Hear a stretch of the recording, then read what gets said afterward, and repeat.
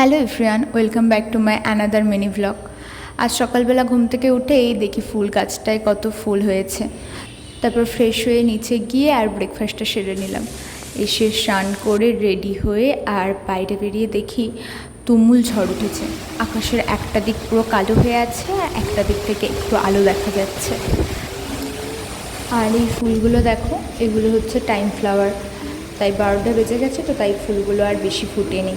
তারপর আজকে দুপুরে লাঞ্চে হয়েছিল মাছের ঝাল, পটল ভাজা আর শাক।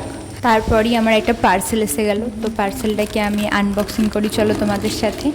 আমি আসলে একটা পেপার পাঞ্চার অর্ডার দিয়েছিলাম, তো ওটাই আমি আনবক্সিং করে নিচ্ছি তোমাদের সাথে। আর আমার কালারটা না এত সুন্দর এসছে, একদম কি সুন্দর গ্রিন কালারটা না অনেক ভালো লাগছে দেখতে। তারপর সন্ধেবেলা আর বাবা ফিশ ফিঙ্গার করেছিল, তো ফিশ ফিঙ্গার খেয়ে নিচ্ছি, আর খেতে অসাধারণ হয়েছিল।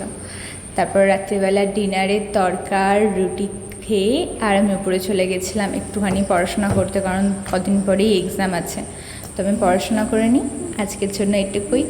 Thank you for watching.